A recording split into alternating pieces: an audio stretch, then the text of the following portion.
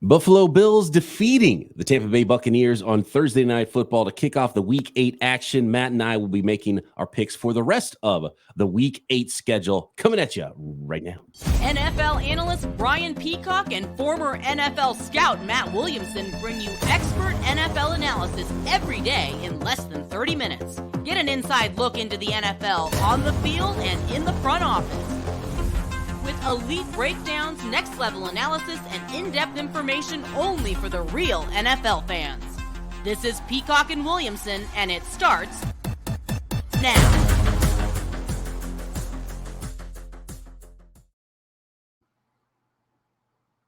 Welcome to the Peacock and Williamson NFL Show. Brian Peacock alongside Matt Williamson at BD Peacock at Williamson NFL. Thanks, everybody, for making us your first listen on the Locked On Podcast Network. Your team every day. Appreciate all the everydayers out there. Make sure you are subscribed on YouTube and everywhere you get your podcast. Today's episode of Peacock and Williamson is brought to you by Prize Picks, the easiest and most exciting way to play daily fantasy sports. Go to prizepicks.com/LockedOnNFL and use code, all lowercase, Locked On NFL for a first deposit match up to $100 at Prize Picks.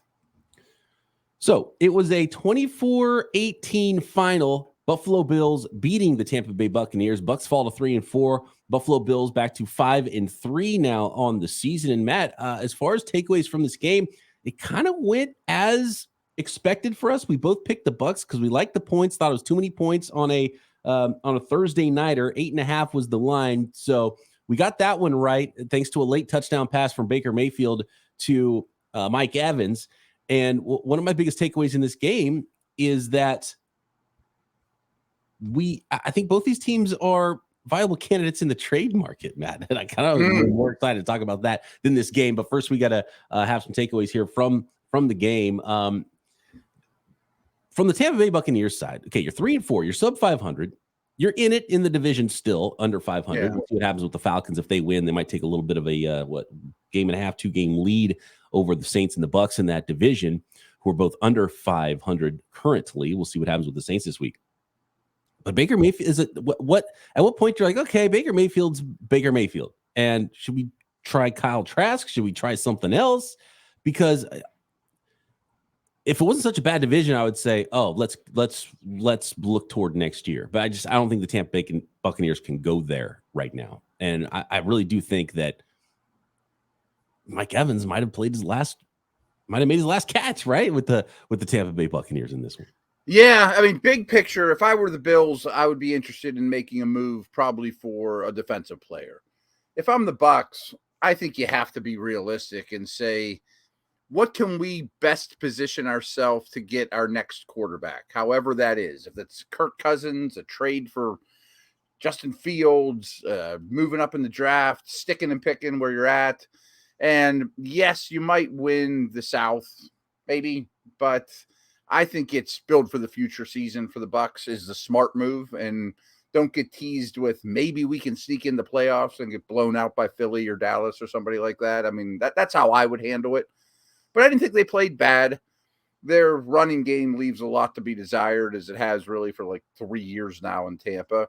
They have some good players, but they are missing some things. I thought this was a good, professional, important win for Buffalo. Certainly could not afford to drop it. Allen played really well, left the game for a minute, scared us, and came back and seems like he's okay. Now they have a long week. They ran the ball well enough with Cook and certainly with Allen. And the guy that I was most excited about, though, is Dalton Kincaid. I mean, I think Dalton Kincaid's a dude.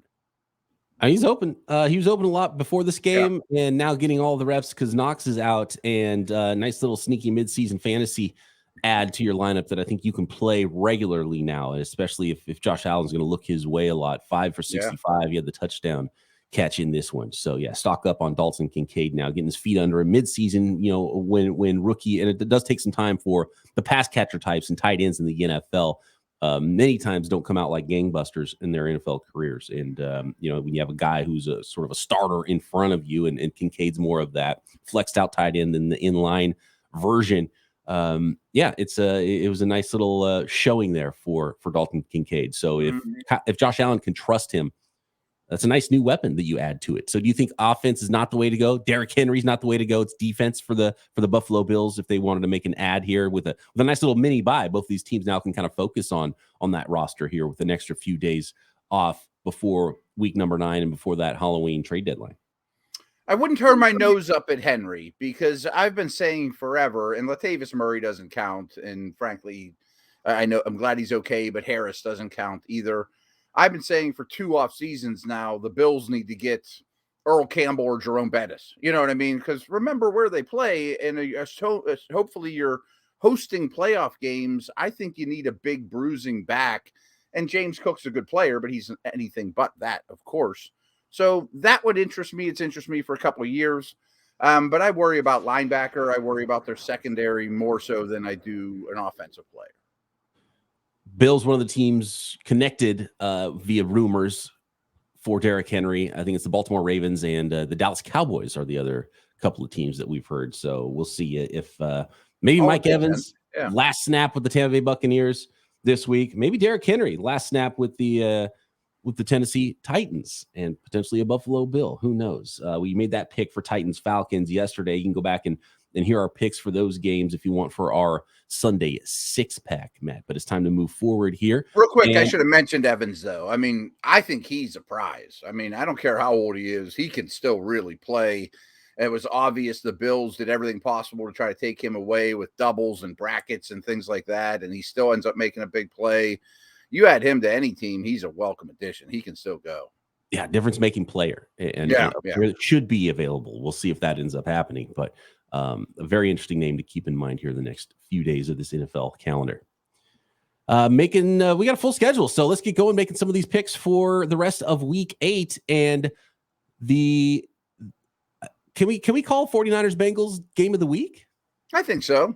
It's not a lot of heavyweight fights this week, but that's probably the closest it gets. And then there's an additional bit of intrigue with that game with the Brock Purdy concussion protocol, kind of just surprising everyone midweek. And when they convened for practice Wednesday and Kyle Shanahan got to the podium, he's like, oh, yeah, by the way, our starting quarterback's in concussion protocol after last week. So we may get to see Sam Darnold as a San Francisco 49ers starting quarterback in this game. It's affected the line. The line was 5.5 to start the week. It's kind of gone up and down. It looks like it is 4 now currently at FanDuel. 3.5, I think Purdy did get a limited set, or was at least at practice doing some kind of activity on Thursday. We still don't know the Friday practice report, which is going to be huge. And, a short week coming off the Monday nighter to get through that concussion protocol makes it even more difficult. And I know you saw this last year with Kenny Pickett, and it looks like that's the last quarterback that actually went into concussion protocol and was able to play the next week. And there's a lot of talk about Kenny Pickett and that concussion that might have really affected him, not only in a game, but throughout the season last year. With your Niner knowledge, it seems unlikely we get Purdy, right? I would. Or is it 50-50? I mean, it's possible. The fact that he was at least at practice doing something and he didn't get a full practice in or anything like that. And I think that might be part of the concussion protocol too, is like you do some physical activity and then they see how you react to that. And so I think that's part of it. I don't think that's them saying, oh, he's good and ready to start practicing. I don't know if that's necessarily what that means, but I would put it 60-40 Darnold right now, but it's really too hard to tell. I think knowing the Friday last real practice report would be helpful, but it's just, we're in the morning here on the West Coast and they haven't practiced yet. Yeah, I know that everything has to go absolutely perfect for protocol for it to happen in a week. So more often than not nowadays, that doesn't happen. And it affects you either way. If Purdy plays, let's say he gets cleared Saturday, well, he wasn't taking the first team reps all week. It was Darnold. And so that's going to affect the game anyway. So even if Purdy plays, it's a little dirtier projection to how good the 49ers are going to be, how good Purdy is going to be in this game, or you might get Sam Darnold. And we know what Sam Darnold's history of turning the ball over is, which has gotten Purdy.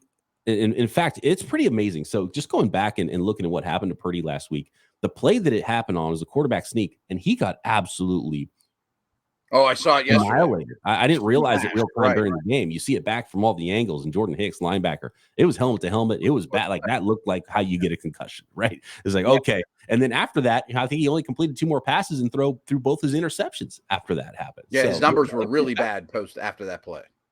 Pretty unbelievable. So, yeah, Pretty 60-40 probably Darnold. How much does that change for you against the Bengals? Because if you just base this game off of what we've seen recently, Niners on a 2-game skid. Bengals have won 3 of 4, won their last 2 straight.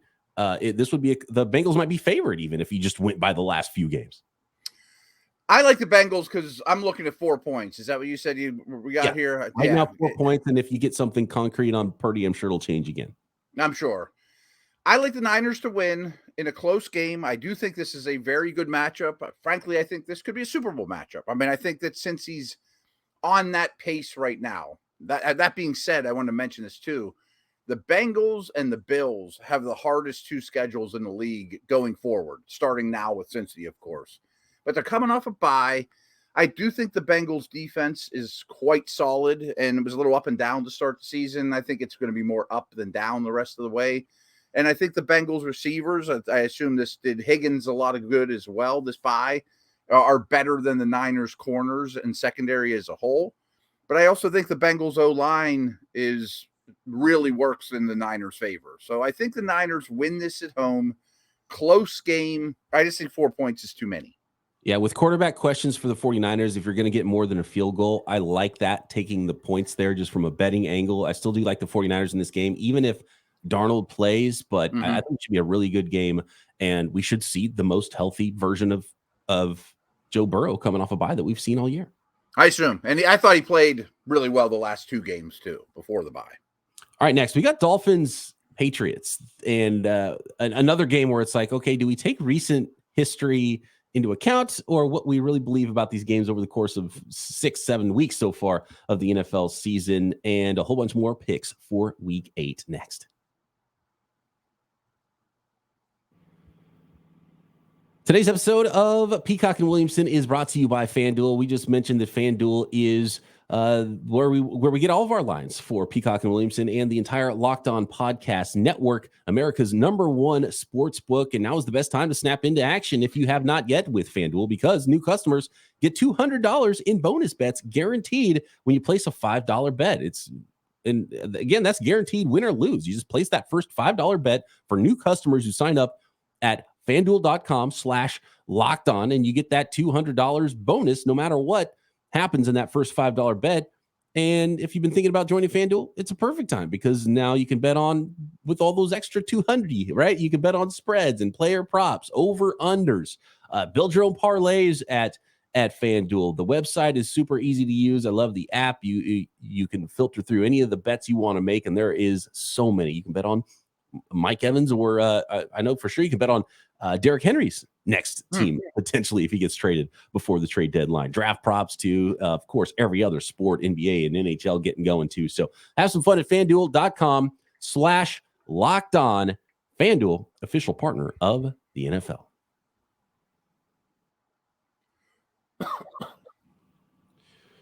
So I teased Dolphins, Patriots, and similar to that 49ers Bengals game, teams that very recently have played in a way that it's like, okay, what do we trust? Do we trust week 1?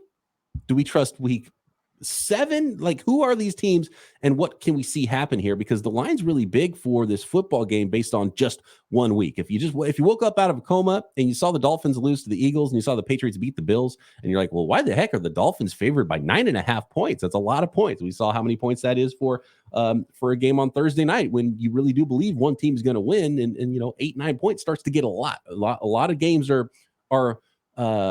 decided in the NFL inside of one score, even with a good team playing a bad team, right? But it's the 2-5 Patriots at the 5-2 Dolphins. The Dolphins at home this week, the Patriots on the road this week, and neither one of those teams were playing in those places last week, which is another reason that the line would skew towards the Dolphins versus what we saw last week. I think I know who these teams are, but this is Bill Belichick. These are familiar division opponents, which is a lot of the reason why the Patriots were able to knock off the Bills last week. So what do you think about this one in the 9.5 points, man? I'm not all of a sudden on the Patriots offensive train is rolling right along here and chugging right along, but I do think they have something with get the ball out of Mac Jones's hands incredibly quick, just nickel and dime you to death. And I thought their O-line played better. But back to O-line, that's why I'm taking the Patriots this game. I mean, I really had concerns and was worried about the Dolphins O-line this past week. And I do think New England's still really good up front, and their defense is legit, even though they're missing a couple people. Tyreek's not 100%. Mostert's not 100%. I think the Patriots can keep this within 10. You know, I mean, I don't think they win, but I don't know that Miami dropped 60 on them either. It's just too many points. It's very similar to what we were looking at with Bills and Buccaneers. And I like the Dolphins to win this game, but 9.5 is a lot. I think they can keep it a little bit closer than that. We'll see if there's another offensive outburst by the Dolphins here. And I don't believe at all in the Patriots, but I do think they can keep it within a touchdown and an extra point, or a 2-point conversion even. Did I see that we might see Jalen Ramsey back already? Or I know his clock started. I think they're thinking about it soon. There's nothing set, I don't think. I checked. I can double check again real quick. Is that you're talking about quick recovery. Derrick Henry or Mike Evans. How about just getting one of the better corners in the NFL all of a sudden added to your roster midseason? That can help a little bit, right? No doubt. So I'm just hoping to see him soon. It sounds like, I know his clock started, I think, last week. So they're optimistic that in this 21-day window, he'll be back. So I don't even know that makes a huge difference. It's not like the Patriots have great wideouts, but still, you'll see him out there. Yesterday, the reports were that the expectation is he's going to make an early return from that meniscus injury. And Ramsey himself said there's no truth to that being a done deal quite yet. So okay. We'll see. Well, maybe they didn't start his window. Maybe some Schadenfreude involved there. So we'll see if Ramsey ends up playing. But huge when he does play, if he's that same guy. Yeah. Interesting. The Minnesota Vikings at 3-4 showed a lot of life last week, beating the 49ers, and in fact showed a lot of similarly to the Cincinnati Bengals. They've won 3 of 4 now. The Vikings have, after a really bad start to the season, and the Packers season is going in the exact opposite direction. They're at 2-4 right now. The Packers are at home hosting the Vikings. Vikings on the road favored by 1.5. So, okay, I was thinking the Vikes were the Vikes played Monday night. Now they have to go on the road, but at least they were home for Monday night. Okay. Yeah. I like the Vikes. It's one of my favorite bets of the week. I like the Vikes minus the points. I think they're much better than Green Bay. I have very little faith in the Packers right now. I'm growing fonder and fonder of the Vikes coaching staff. I mean, Flores doesn't have much to work with, but he's getting enough out of that group. Hawkinson, Addison, Cousins, a really good line. I think the Vikings offense is clearly the best unit of these 4 and should score quite a few points. I think Minnesota wins this thing pretty big. I was really impressed with Addison getting the bigger workload and getting that, we talked about it post game where Kirk Cousins is kind of like a star maker for your fantasy teams, right? You want to have his number 1 receivers. And, and Cousins is playing at a high level right now. It might be some of the best work of his career, to be honest with you, when you start looking at where his season's at. A few too many interceptions, but he's letting it fly. And the Vikings are playing better ball than the Packers. And I don't like giving up. I usually like a home dog in this situation, but I just don't like the way the Packers are playing right now. So it's hard to bet on. It's only 1.5 points. So yeah, I'm with you. I'm going to give up those 1.5 points. Wouldn't shock me if the cheeseheads start to kind of turn on the team here at halftime or so. They're just underachieving, and it's not all like, Jordan Love's terrible, so they can't win. That's not even what's happening. No, it's not. I mean, they are very young. They look very young. It feels like Aaron Jones has to be like a stabilizing force for them, and he's in and out of the lineup, and the O-line hasn't been great. And frankly, Love's accuracy leaves a lot to be desired too. But I blame the defense more. I can't say this enough. They use a first-round pick every year on defense, and it's just, I mean, it should be the best defense in the league. Yeah, I totally agree there. The New Orleans Saints at 3-4, and they are at the 3-4 Indianapolis Colts. This is a big one. I wonder if the results on Sunday will have a big impact on what these teams might be doing at the trade deadline. Because either team, the team that loses this is going to be 2 games under 500 and looking up in their division, and by quite a lot. And then the team that wins this will be 500 and thinking to themselves, probably, we're in this thing. Let's go. So I like this game for that reason. And I love this game because I can't wait to get points. Well, not points. It's 1 point I get for betting on the home dog Indianapolis Colts here against the New Orleans Saints. Saints on the road favored by 1 at the Colts.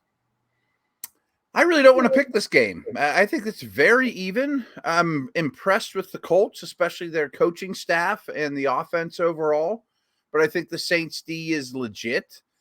Quietly, Alvin Kamara is like winning every fantasy league. I mean, they dump it down to him 8,000 times, but their O-line impacting the Saints offense, but it's getting those PPR receptions is great for your fantasy team. It's insane. It's insane. I mean, he's having a heck of a year, but part of it's because to me, Carr's just too conservative, and I don't like the way he's playing at all, to be very honest with you. Really like become a check down Charlie, and he's never been like the most accurate deep ball passer, but there's something with the way he's throwing the ball that it's like he's just kind of like, all right, we'll throw a deeper pass here because we have to, but it's not really just something off about it. And then his connection, obviously, is there's something weird with Chris Olave. Now, maybe they were able to figure things out, and that'll be something that is able to kind of get a boost now. But something's off with that connection there with Carr and his receivers and what's going on in that offense. So I'm going to take the Colts, kind of like you said. If I'm going to get a point at home, and what two teams I think are equal, maybe even I would have the Colts ahead of them. And I just retweeted this because somebody tagged me on this.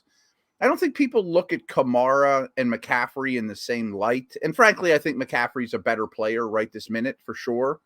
But they've both been in the league 7 years. And if you check my Twitter timeline, their stats are like identical. I mean, they're like exactly the same. I know McCaffrey's missed a little bit of time, but so's Kamara, So I don't think people look at him as, I don't want to say an all-time great, but his body of work is really strong. Yeah. And contractually, I don't know if that's I wonder if you could target Alvin Kamara if you're a team looking for a little boost and you want to go that route. They draft the guy. I mean, they drafted Miller. They signed Williams. Like, I'd rather have Kamara than Henry. Mm-hmm. And for certain offenses, I'm sure teams would feel the same. Yeah, I think he's still quite good. I do like the Saints, Steve. I would take, in fact, I would like the under on this one too. 43.5 is the under. And I feel like, the Colts can try to run the ball a lot. They got Jonathan Taylor back now. He's got his legs under him a little bit more. And the Saints defense is pretty good too. And so, this points to sort of a low scoring game to me. I can see that. Kind of a grinded out. Both teams trying to run the ball, not a lot of big plays. Yeah, I can see that. We are on to, where are we? No, that was part of our 6-pack. We had the New York action. We had the Jaguars Steelers as part of our 6-pack. We had the Eagles Commanders as part of our 6-pack. Go back to yesterday's show if you want to hear the picks for those games, and of course the rookie quarterbacks, Texans and Panthers. So many early games this week is unbelievable. Why would they do that? Browns. This is a pretty good one actually. If we're talking candidates, the Cleveland Browns at the Seattle Seahawks. 4-2 Browns at 4-2 Seahawks, Matt. Seattle at home favored by 3.5. That half has me taking the Browns, and that's all it is. I think this is a very equal game. I still have extreme faith that the Browns defense is elite. I mean, I know that they let down quite a bit this past week, and I worry big picture that as the season goes on that they're going to be on the field too much and won't be able to carry the team. But for now, if you're going to give me that extra half point, I'm definitely taking the Browns. Brutal place to play, though, and I can't see many points in this game either. I would go with the under. Deshaun Watson trying to fight back against the narrative this week, and he's talking about how he's not trying to quit on the team. He's said, "Why would I not want to play?" It's still a weird situation there, and they might be better with Walker, but and I don't like that aspect of it. But the defense is so good. Again, this is another low scoring affair. It looks like 38 over under on this game. 3.5 is just a little too much with how good the Browns have played recently and how good their defense is playing right now. So give me the points in this one. Next, we've got Chiefs Broncos. We got a couple of prime timers. Can the Chargers get off the schneid? They have the same amount of wins as the Chicago Bears Sunday night. Lions Raiders Monday nighter as well. Next.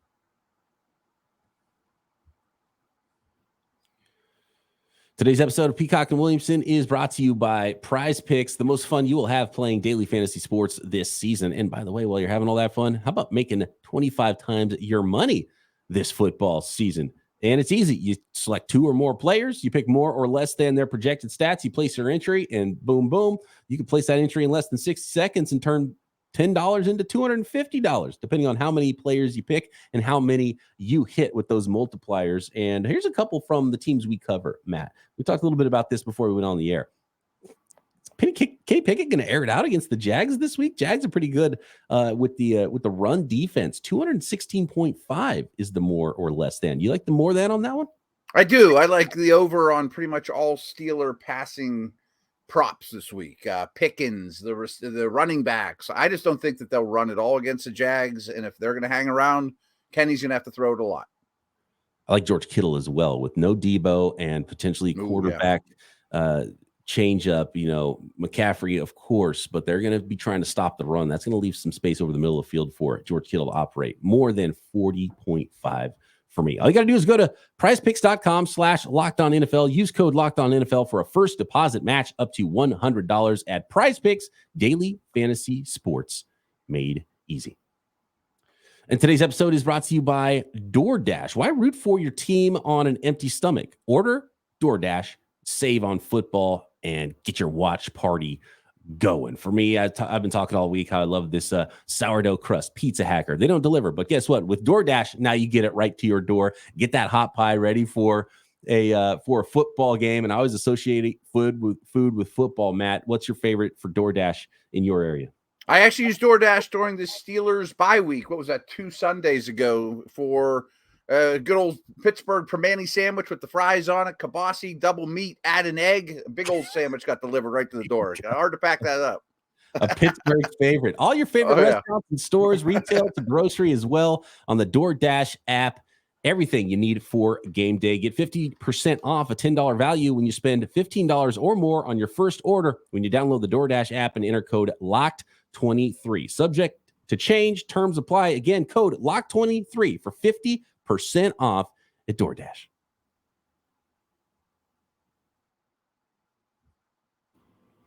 All right, here we go. Let's finish up the week 8 picks. And Ravens Cardinals. 5-2 Ravens, 1-6 Cardinals. You can expect this to be a big line, and it is. On the road, Baltimore favored by 9.5. And oh, by the way, is this is little Kyler Murray starting quarterback now for the Arizona Cardinals?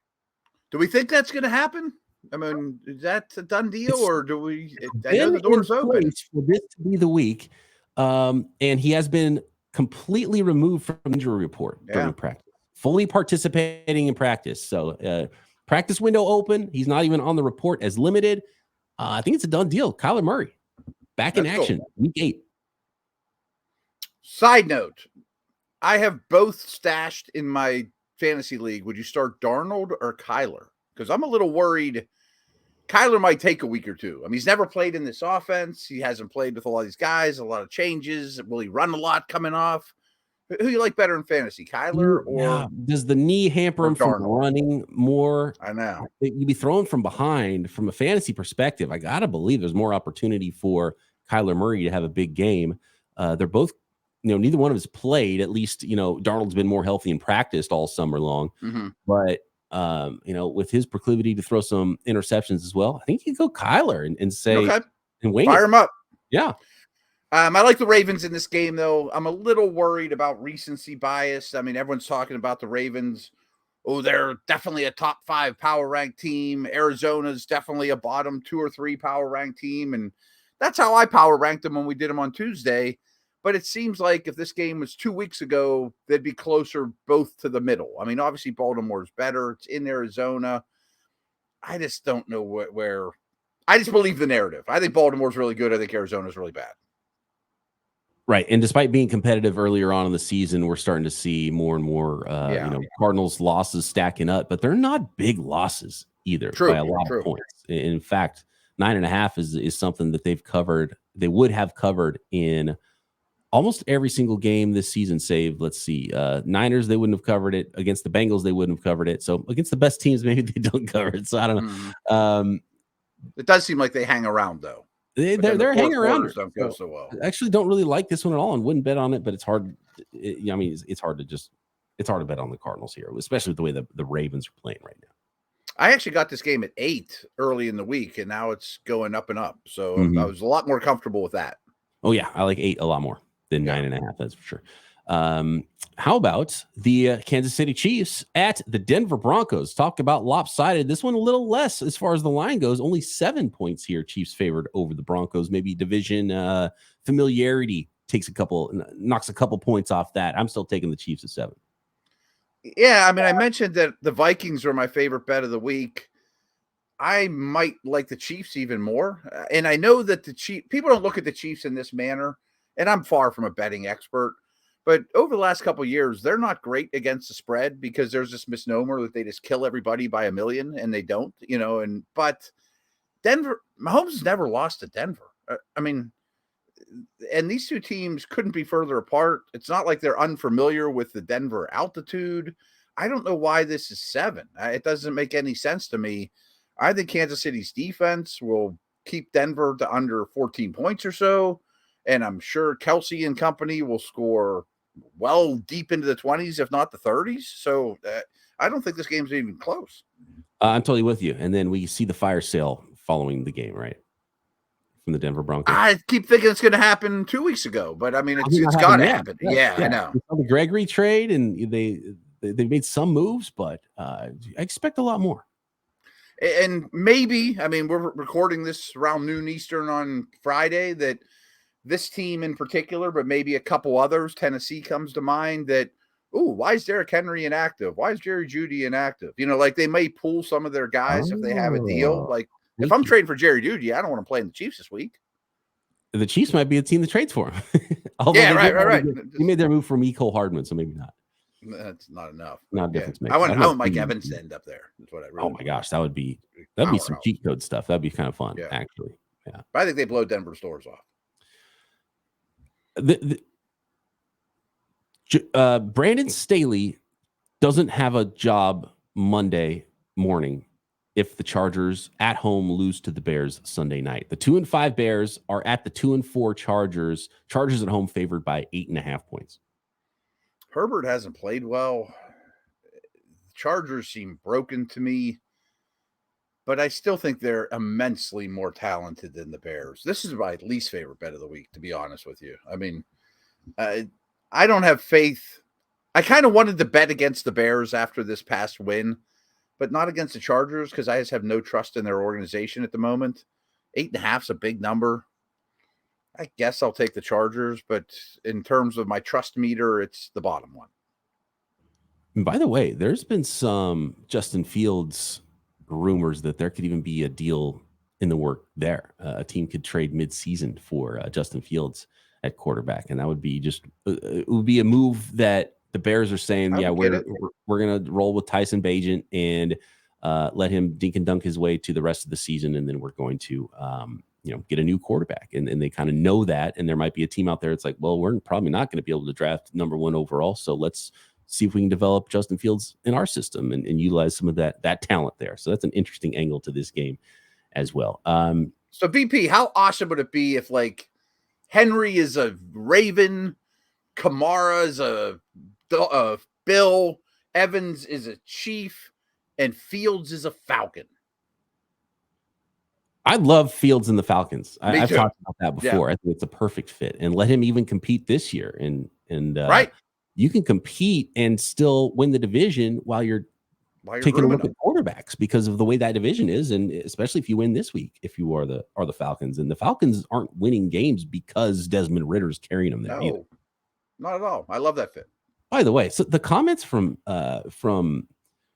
the head coach of the Atlanta Falcons, Arthur Smith, this week. Did you hear him where he was like bashing fantasy for he was asked about his decisions about Bijan Robinson. The Bijan stuff. He started bashing fantasy. He's like, oh, fantasy's ruining football. And he's like, you drafted a running back top 10 and he's sitting on the side.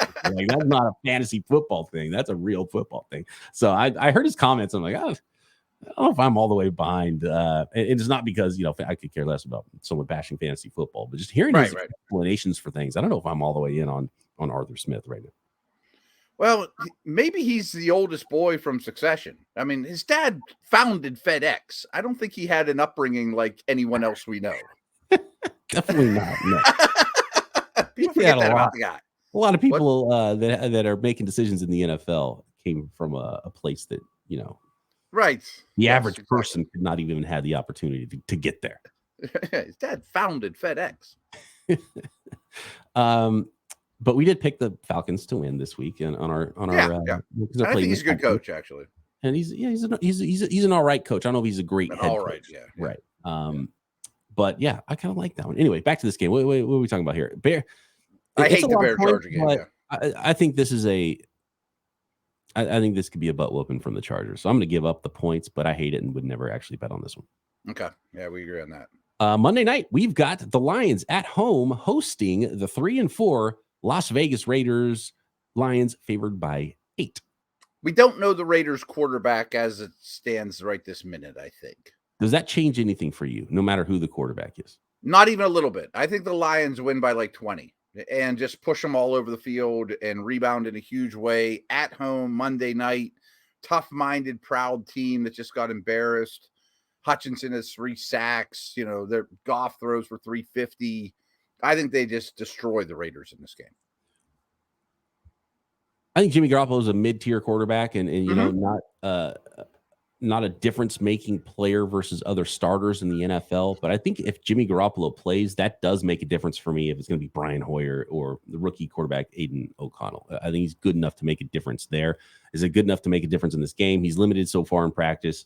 Is he going to be hurt if he does play or not, at 100%? I just don't like anything going on with the Raiders right now. And if Hoyer plays, then, give me the Lions all day, and I'll take the Lions anyway. And I'll just give up the 8 because you got to pick one side here. Might not be one of the games I bet on, but I can't see any way the Lions lose this one after what happened last week and the way the Raiders are going right now. Yeah, I'm in the same boat. There we go. There's our picks for week 8. And of course, we're going to be back to break it all down Monday. Appreciate everybody making us your first listen. Subscribe on YouTube and everywhere you get your podcast. We're back with you Monday post game right here. Peacock and Williamson.